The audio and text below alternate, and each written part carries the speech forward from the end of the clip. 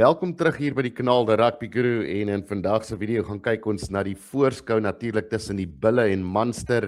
Dit is die tweede kwartfinale van die Verenigde Rugby Kampioenskappe en die Bulle wat oorweldigende gunsteling is hier op Loftus Versveld teen Munster. Die Bulle wat natuurlik hierdie jaar een van die mees aanvallendste spanne was in die kompetisie, baie drieë gedruk het en ongelukkig ook die span wat van die meeste drieë weggegee het. So dit gaan 'n groot faktor wees vandag vir hierdie Bullspan en Munster aan die ander kant wat 'n sukkelende seisoen gehad het tot dusver.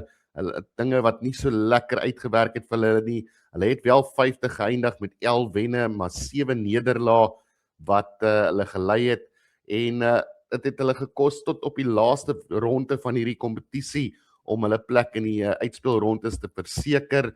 Hulle toer verskriklik moeilik in Suid-Afrika hierdie jaar. Hulle het vasgeval teen die Haie en natuurlik ook teen die Bulle vroeër die jaar op Loftus. So en dan verskeie beserings wat hierdie Munster span ook kelder op hierdie stadium. Geen Jack Crowley op losskakel vandag nie. JJ Hanrahan wat sy spore gaan moet vol staan.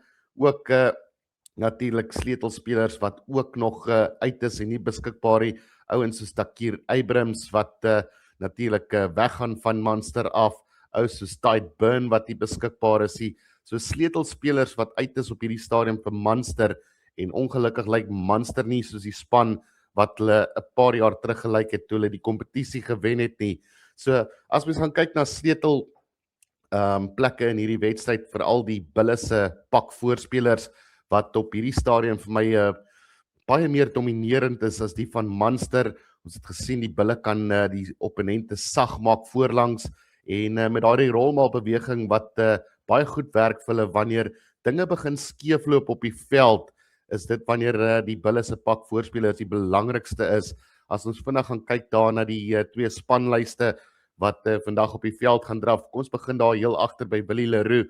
Die ervaring wat hy bring na hierdie span toe en die wyse waarop hy kan aansluit in die agterlyn vir die doel wat die Bulle wil uitvoer op die veld. So as hulle konservatief wil speel, kan hulle met André Pollard volhard op losskakel, maar daar's altyd ook die moontlikheid om vir Willie le Roux in te bring op losskakel gedurende die wedstryd as hulle die bal wil wyd versprei en daardie tipe ervaring kan jy nie koop nie. Willie le Roux wat oor die 400 wedstryde nou al in sy loopbaan gespeel het. So daardie ervaring gaan goud werd wees teen 'n span soos Munster en dan natuurlik die X-faktor van Kurtley Arends en Kainan Moody wat op enige oomblik in hierdie wedstryd die dinge kan oopmaak vir die Bulle, spasie kan vind. Kainan Moody en Kurtley Arends wat verskriklik goed onder die hoë bal ook is, wat gedurig druk op hierdie Munster span sal kan plaas. En as ons gaan kyk daar na die skakelpaar soos ek voorheen genoem het, Embrose Papier wat sy beste seisoen hierdie jaar speel vir die Bulle. Hy speel nou al vir die laaste 2 seisoene fantastiese rugby en André Pollard se ervaring op losskakel gaan ook goud werd wees. Indien hierdie wedstryd 'n taai tweestryd gaan word, behoort André Pollard se vermoë om cool en kalm te bly wanneer daar moet pale toe geskop wees, goud werd wees vir hierdie Bullspan. Stravino Jacobs natuurlik op die linkervleuel wat inkom in die plek van Sergil Petersen wat wel op die bank is vandag en ek dink dit kom maar weer eens neer op wat die Bulle gaan wil doen hier in die tweede helfte en as jy veral kyk na die opponente Mike Haley, Andrew Smith en Shane Daly wat almal baie goed is onder die hoë bal en Stravino Jacobs wat al voorheen gewys het dat hy nie terugstaan wanneer dit kom by die kompetisie in die lig nie. So ek dink dit is die rede vir daardie keuse. As ons gaan kyk na die voorspelers van hierdie Bullspan en dit is regtig waar die krag van hierdie Bullspan lê. Ja, hulle is een van die mees aanvallendste spanne gewees in hierdie jaar se Verenigde Rugby Kampioenskappe, maar wanneer dinge begin skeef geloop het vir die Bulle, het hulle altyd terugbeweeg na hulle sterkpunt. Die pak voorspelers doen die basiese dinge reg, oppik en dryf deur die Bulle, werk die scrums, werk die rolmaalbeweging en dwing die opponente om strafskoppe af te staan en dit is waar Cameron Hanekom, Elrich Lou en Marcel Coetzee fantasties is, jy weet. Cameron Hanekom bring ook daardie X-faktor wat die Bulle gaan nodig hê om hierdie wedstryd deur te trek. een van die mees belowendste agste manne in Suid-Afrikaanse rugby op hierdie stadium wat 'n wedstryd kan oopvlek vir hierdie Bulspan en dan Elrich Lou en Marcel Coetzee wat baie goed is met baldra. Dit is iets wat van 'n swaar bulpak natuurlik met die afbreekpunte wat gaan interessant wees veral met Jack O'Donoghue, John Hotnet en Brian Gleeson wat 'n bietjie meer beweeglik is by die afbreekpunte. So as die bulle dit kan oorheers, ek weet Marcel Coetzee is al 'n bietjie lank in die tand, maar hy het al ook gewys dat hy nie terugstaan vir daardie afbreek wedstryde nie. So as hy kan vinnig genoeg die bal terugwen vir die bulle, dan behoort hierdie Munsterspan nie 'n probleem te wees nie, maar dit is dalk die een area van hierdie wedstryd waar die bulle so bietjie kan swaar trek as hierdie Munstermanne gaan begin by die afbreekpunte domineer.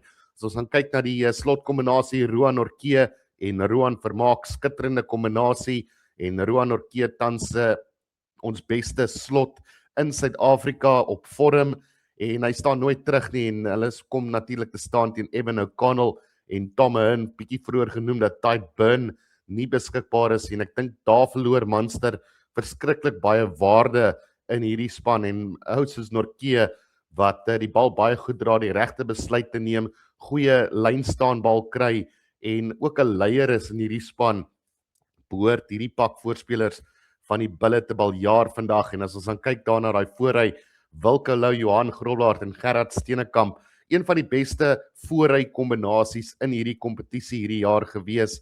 En Wilco Lou en Gerard Steenekamp wat die opponente stikkend geskram het deur die jaar en ek dink Jeremy Lofman en Michael Alatoa gaan 'n baie harde tyd hê vandag. Ek dink dit is waar die bulle die wedstryd gaan domineer is in die skrams waar hulle veral baie strafskoppe behoort te wen en net eenmal te sterk gaan wees vir hierdie Munsterspan.